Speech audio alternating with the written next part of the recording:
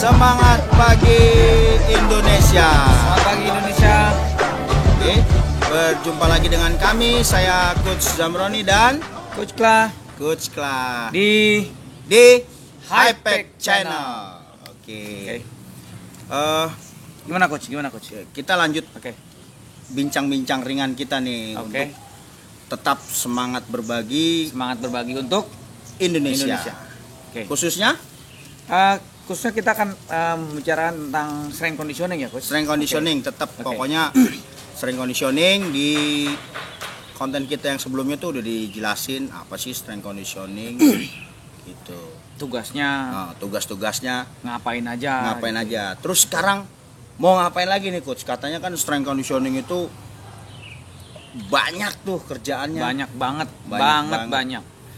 Bisa bilang banyak banget atau banget. Iya, karena gini,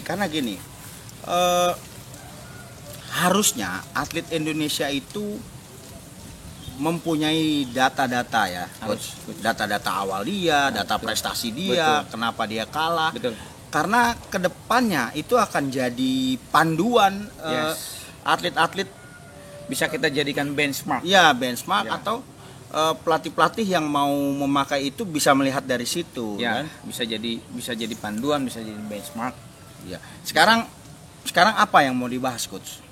Teman-teman Ceritanya sudah hari ini kita mau coba bahas dengan yang namanya struktur latihan dari yang besar sampai yang kecil yang harus teman-teman pelatih fisik terutama jalankan.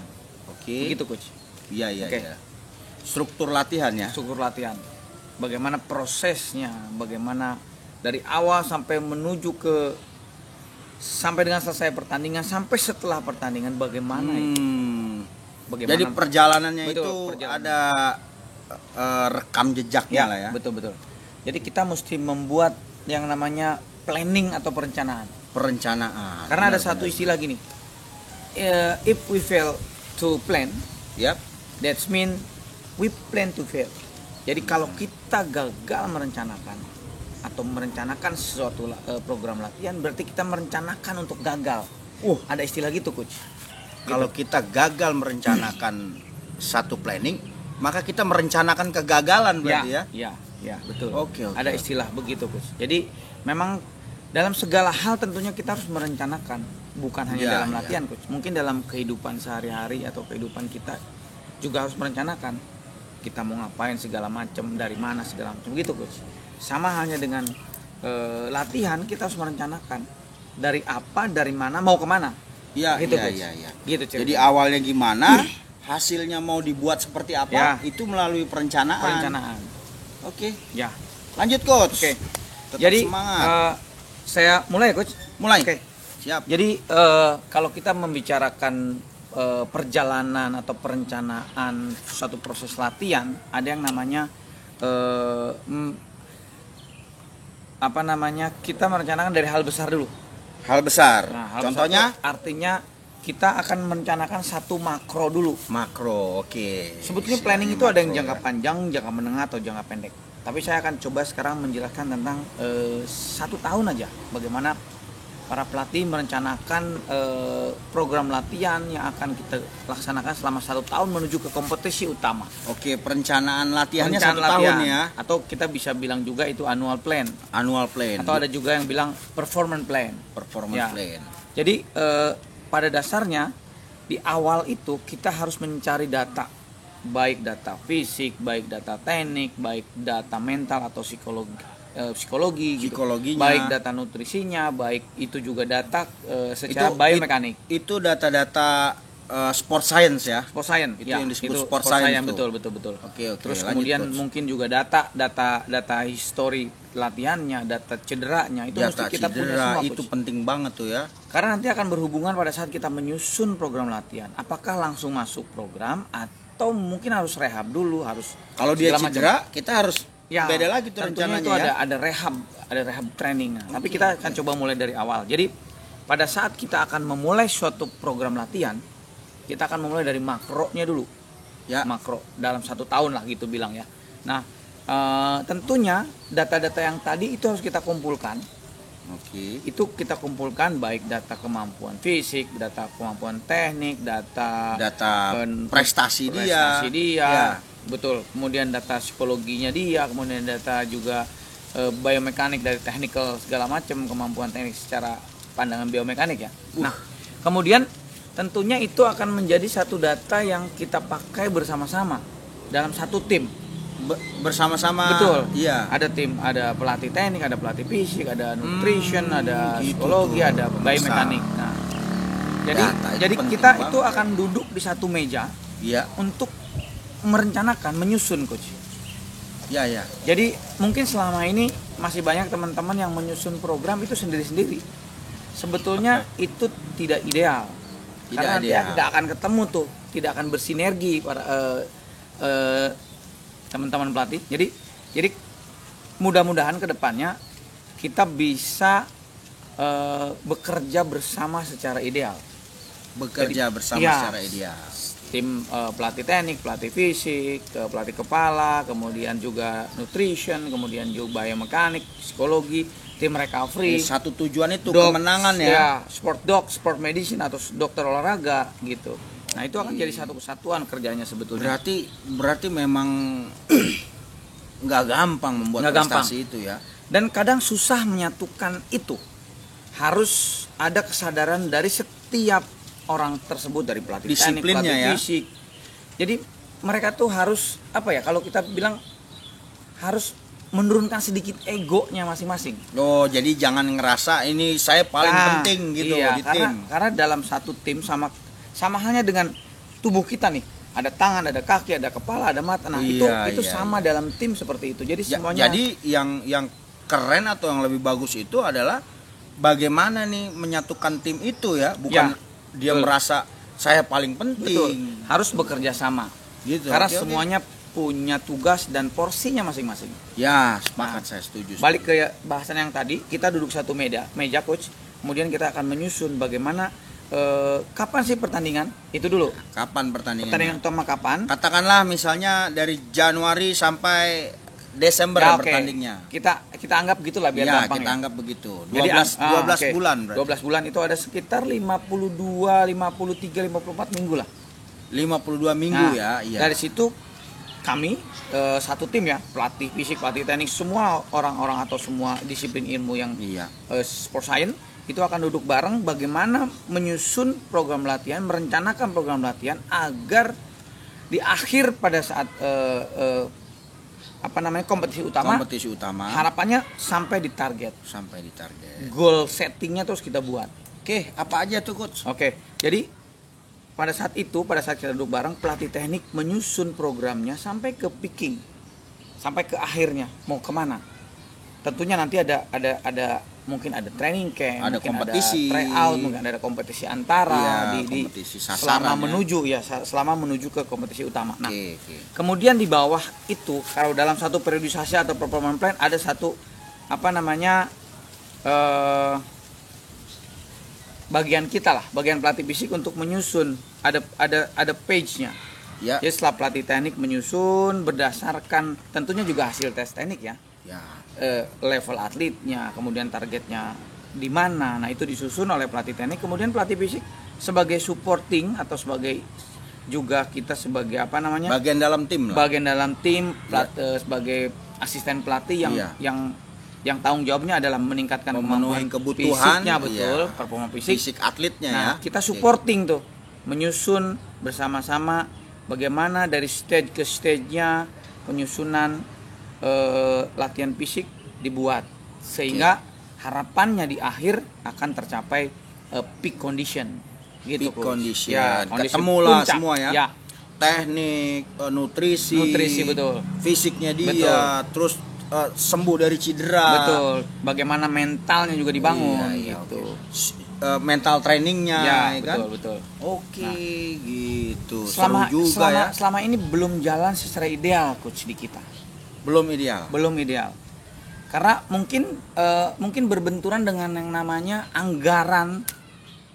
Karena kan pada saat satu tim itu mempunyai tim yang komplit, itu butuh anggaran untuk honornya. Cerita gitu ya. Iya. Karena kan kita bicara nggak kecil profesional, juga, nggak betul kecil betul, juga, betul. benar. Kita bicara Masalah profesional anggaran. bahwa setiap ahli-ahli tadi itu memang punya standar gitu. Iya.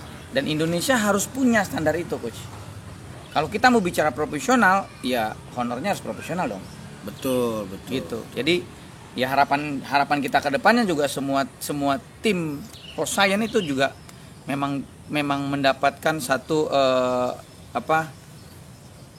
sesuai lah gitu ya, sesuai dengan ilmunya gitu. Ya harapannya kepada pemangku kebijakan biar berjalan bersinergi dengan para tim atau cabang olahraga, ya harus disesuaikan. Harus punya standar, coach. Harus punya standar. Dan standar profesional ya. Standar profesional. Bukan Ya, kita juga harus tahu Ya. kan, misalnya katakanlah uang saku atau Ya. gaji di Asia Tenggara, misalnya di betul. Singapura, Yes. berapa tuh Yes. jumlah? Yes. Jumlahnya kalau dia pelatih junior atau Yes. pelatih senior atau Yes. master coach, Ya. itu harus dibedakan Ya. berdasarkan pengalaman. Betul, itu hubungan sama leveling lah. Ya, dari level-level. standar kompetensinya mereka ya. Betul. Ya lisensinya Oke, ceritanya. oke. Nah, balik Lanjut ke lagi, Coach. bahasan tadi, setelah kita duduk bersama-sama dalam menyusun program tahunan atau annual plan atau performance plan, barulah kita masing-masing pelatih juga menyusun yang namanya sasaran latihan per meso, coach. Sasaran latihan per meso. Ya, meso itu Jadi meso itu bagaimana? meso itu anggaplah misalnya tadi kan makro 1 tahun ya. 1 tahun Ya. 52 minggu. Oke, di breakdown lagi menjadi target kecil-kecil tuh. Menjadi target Target kecil. sasaran. Jadi misalnya fisik aja ya.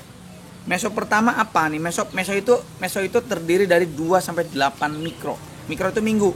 2 sampai Ya. 8 Ya. minggu. Jadi teman-teman pelatih, satu makro itu kita bisa anggap 1 tahun atau 52 minggu. Kemudian kita breakdown lagi menjadi sasaran-sasaran per meso. Jadi per meso itu harus ada sasaran, coach. Tetap harus ada sasarannya. Karena kalau nggak gitu kan butuh. Oke. Jadi meso itu terdiri dari 2 sampai 10 atau 8 lah. 8 minggu. 8 minggu. Nah, 2 sampai 8 Ya, minggu. nah setiap satu meso itu pelatih harus punya target, coach. Harus punya sasaran. Oke. Apa yang menjadi target di meso pertama misalnya dari sisi fisiknya. Apa yang mesti dibangun misalnya di awal meso pertama ya. Meso pertama misalnya sasarannya bagaimana meningkatkan Kerja kardiovaskular. kardiovaskular. Nah, ini tentunya juga berdasarkan dari tes awal ya. Kerja Yang jantung ya, sempat kerja kita- jantung. Sempat kita bahas di awal. Oke. Di apa namanya? Konten sebelumnya. Ya. Kan kita pernah bahas bagaimana prosesnya dari melalui tes awal mencari data. Nah, Iya. kita masuk ke situ dari hasil tes data itu kita jadikan sebagai dasar untuk kita menyusun program. Menyusun program, oke. Jadi apa yang sudah bagus, apa yang masih jelek, atau kalau bahasa gampangnya itu strength and weakness-nya tuh apa. Dari situ kita bangun sesuai dengan kebutuhan cabangnya. Nah, dari satu meso itu kita tentunya harus ada targetnya. Yang tadi kita balik lagi, misalnya apa yang di meso 1 yang menjadi target latihan, kelenturan harus ditingkatkan, misalnya kalau kelenturan jelek gitu. Kemudian VO2 max-nya juga dibangun, di develop. Iya. Karena itu penting, daya tahan aerobik atau daya tahan jantung.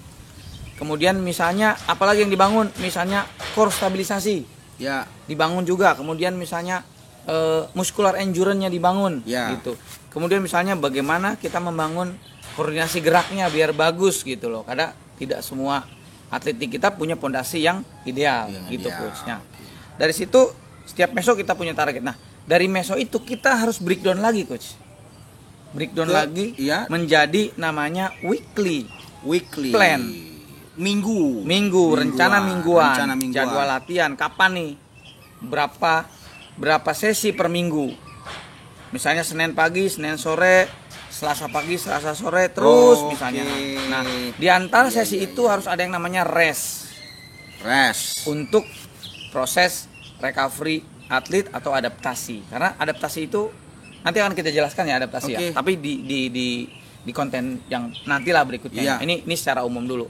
Nah, dari rencana latihan mingguan itu baru kita menyusun menu latihan per sesinya, coach. Per sesi latihan. Kalau misalnya ada unit latihan namanya. Unit latihan. Kalau misalnya hari pertama itu ada 2 kali latihan, berarti itu pagi sore. Oke. Misalnya 2 kali latihan hari Senin, misalnya 2 kali 2 sesi latihan pagi sore. Paginya misalnya teknik, sorenya fisik.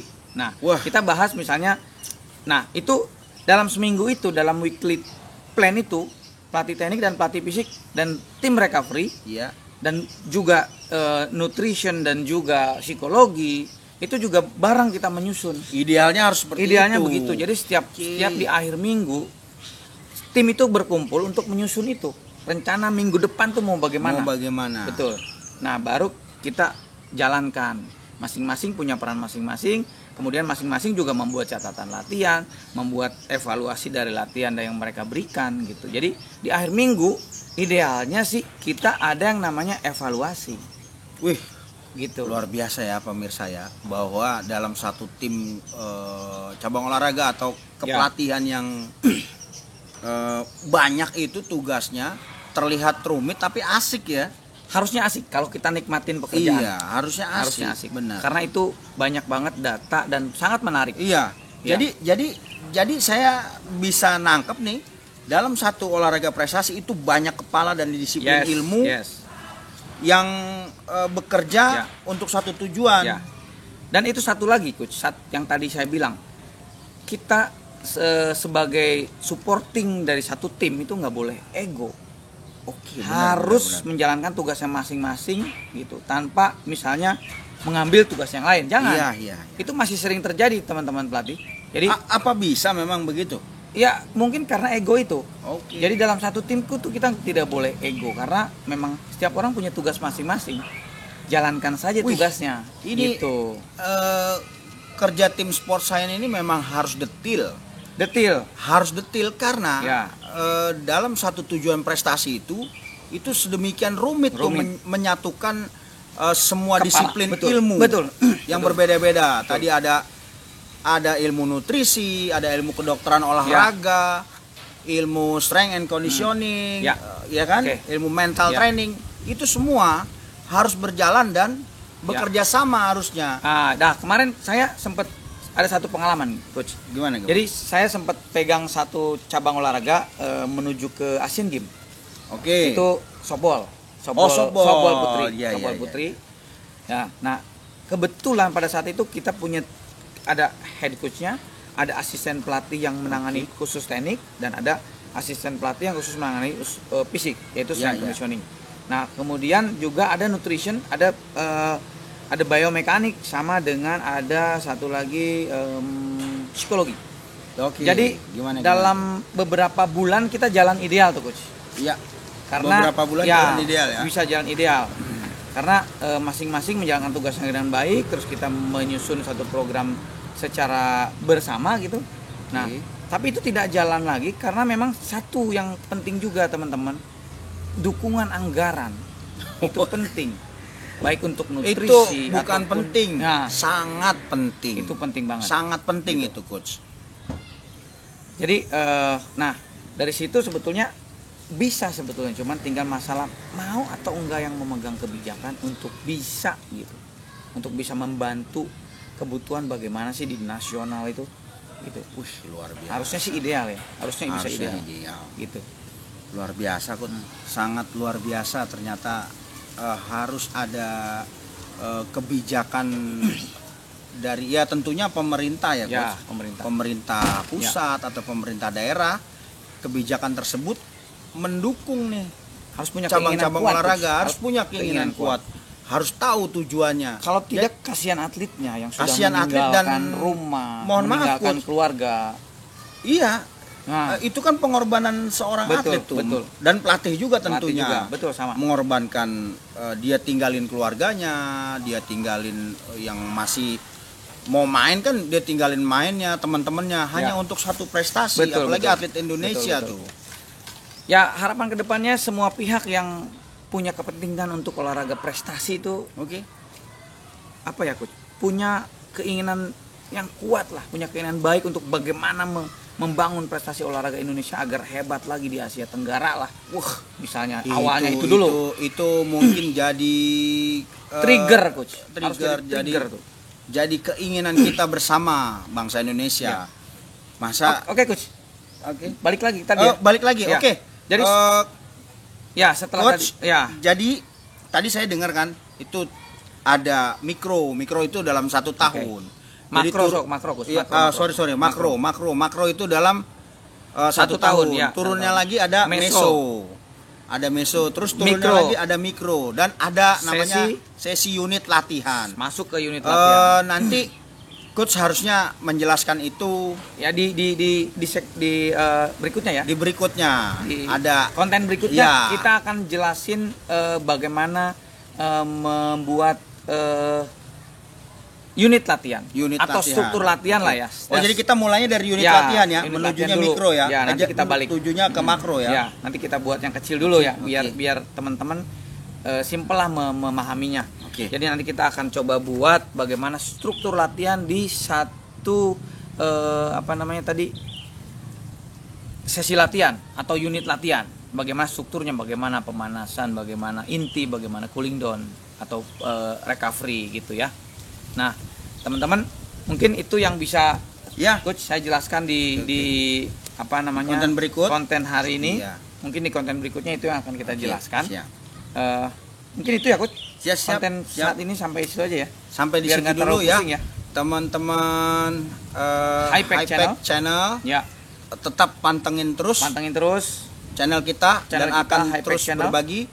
Jangan lupa kita tetap semangat berbagi untuk Indonesia. Satu lagi jangan lupa. Satu lagi apa? Tonton sampai habis. Acara ini, terus di like, terus di subscribe.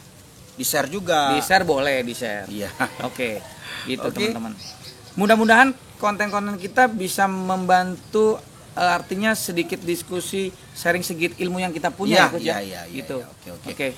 Karena banyak lagi nih ilmu-ilmu yang akan kita pengalaman kita berbagi gitu. Oke. Semangat berbagi untuk Indonesia. High Pack Channel.